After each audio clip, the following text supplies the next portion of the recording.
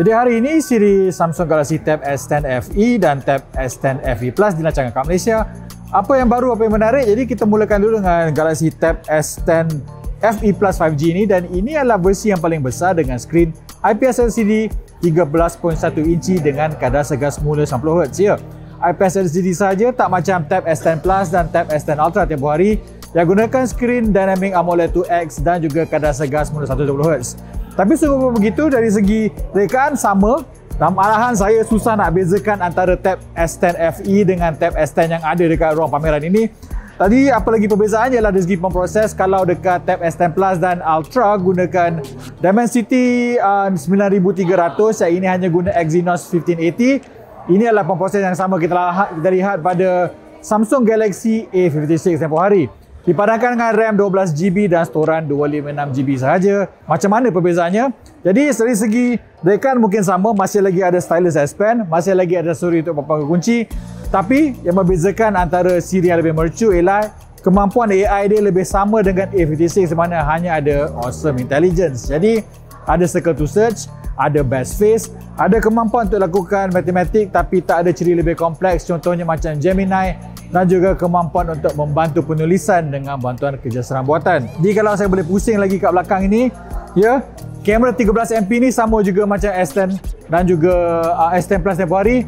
Cuma yang saya rasa perbezaan paling ketara ialah tak ada lagi takuk macam Ultra dan kamera di hadapan, satu di depan dan satu saja di belakang. Yang ini pula Samsung Galaxy Tab S10 FE, versi paling kecil, skrin 10.9 inci. Spesifikasi sama saja macam Tab S10 FE Plus sementara tadi. Cuma saya rasakan yang tak tunjuk tadi ialah keyboard. Ini adalah keyboard yang diberikan dengan setiap pembelian. Dipanggil sebagai keyboard IFIT.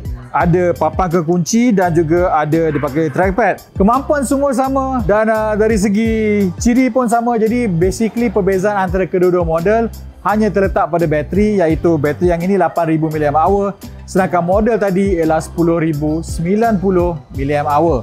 Kedua-duanya masih lagi macam kata tadi, ada S Pen, ada IP68, speaker stereo ada 2 saja. Ini satu lagi perbezaan banding dengan Ultra yang ada 4, ada 2 saja. Masih lagi ada Dolby Atmos. Dan saya tak dapat daripada pihak Samsung tak kata sama ada ianya 6 tahun macam Galaxy A, tapi yang pastinya sokongan perisiannya tidak akan selama 7 tahun seperti pada S10 Ultra dan juga Tab S10 Plus. Okey, kita dah tahu spesifikasi, macam mana pula dengan harga.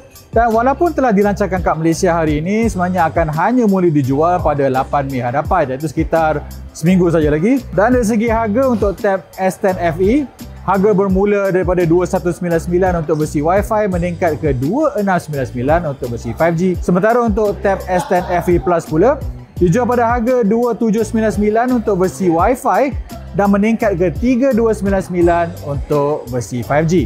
Baiklah, saya Fisarudin, jumpa pada video seterusnya. Bye-bye.